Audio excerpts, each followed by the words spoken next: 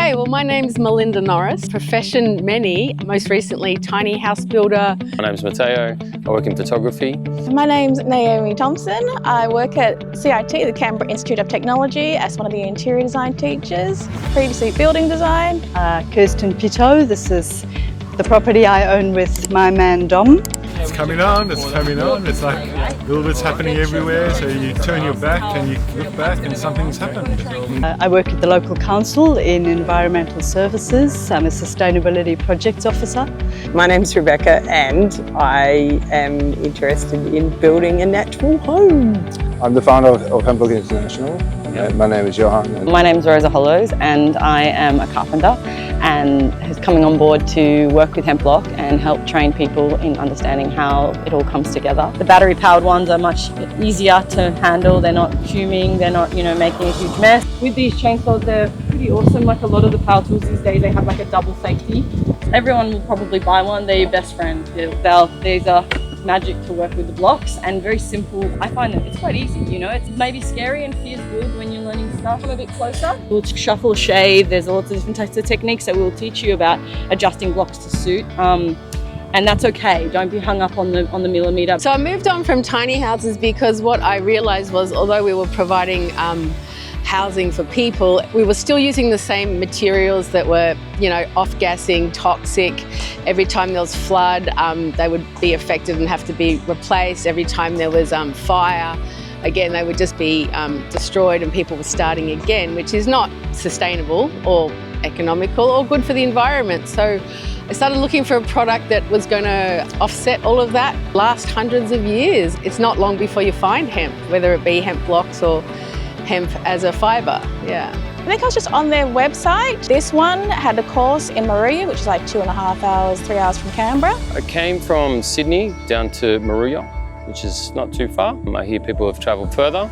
Yeah, we're lucky enough to be past Moruya at the same time that the hemp workshop's on. We wanted to be able to build a high-performing home that was going to give us the energy efficiency that we wanted. That for us drew us to hemp. We also found out in the process it was termite resistant, bow resistant, breathable, mold resistant, tick, tick, tick, tick, tick, forgivable, easy to lay. We thought, this is us, this is what we want in a product, and we wanted to try and build in a solar passive design or that standard. We didn't want to do all of the layers, and so this for us was what was so attractive because it just does that in the block and the render, and you've got this beautiful climate. Obviously you have the interlocking structural frame within it as well, which is your load-bearing structure. We were just like, this is it, this has got to be it, and so we came on board with our builder and we started doing a training course like I've come on board to help with now. Oh, sorry to interrupt. We'll be back to the video in just a second. I'm Jeremy, creator of Hempcrete in Australia. I wanted to quickly share just some of what went into the making of this video. Starting with several days off work, a 5-hour drive south of Sydney, camping on a building site, a beautiful one thankfully, and 3 days of shooting. Add in the trip expenses, plenty of editing hours, and well, let's say I didn't do it for the money, because there wasn't any. But I did have a little adventure and even managed to swim in a few stunning beaches along the way. I did it for the planet and for you. So if you enjoyed the video, a quick thumbs up, a little comment, and even a share would mean the world for me. Thanks so much and enjoy the video. Well, this is day 3 of the build for Dom and Kristen on the south coast of New South Wales. And as you can see, we're quite high on the levels and we're getting really close to being able to put a support beam into the corner. Everyone's had 3 days of feeling the product, working with it, cutting it, measuring it. And that's really where the cellular memory and the understanding of this product really comes into its own. I have spent a lot of time researching it, but it wasn't until you really touch it and feel it and cut it that you really get to understand its properties. So anyone who's interested in hemp building or building with hemp, I highly recommend jumping on a course or getting hold of someone who's doing a build and helping them out for a little bit. We are aiming to get uprights in today and also do a perlite cement mix pour, which will stabilize this corner. Hey guys, Jeremy here, and we're on the 3rd day of the HempBLOCK International training day. It's all going really smoothly. We've got another beautiful day for getting these hemp blocks up. The team run by Rosa and Johan is just melded perfectly. We're really moving along today. So starting with Hempcrete in situ, where the timber frame, standard timber frame is kind of in the middle or on the side, but it's embedded in the Hempcrete, working with formwork.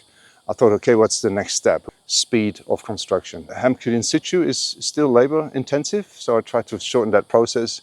So I went back to Holland and France, where I learned from the French and English builders, thanks to Steve Allen as well, and built the first tilt-up panel house back in Holland, which is where I originate from. But that's still a system by itself that needs quite a big industry. You have to create these frames still out of timber, then let it dry and then stand them up, moving with a truck and place them with the crane. It's efficient in some applications, not necessarily for the smaller builder or the owner builder. There's a market for everything. So from there I looked into spraying, worked with Gerard, the spray guy in France, and thought that's possible. It needs a specific tool, still needs formwork, the loose hemp on site and the lime. All the hemp is quite bulky, it needs to be kept dry.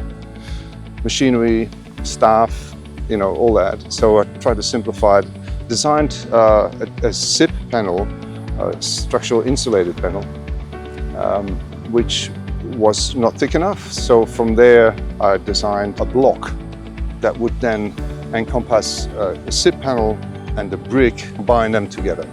After I've worked out the sizing, there was a tongue and groove. No mortar is required. You can stack these blocks together. It's a simple system, it's straightforward. Then we have to work on the load-bearing system. Hempcrete will never be load-bearing if we want to keep that thermal mass to a minimum and the insulation to a maximum.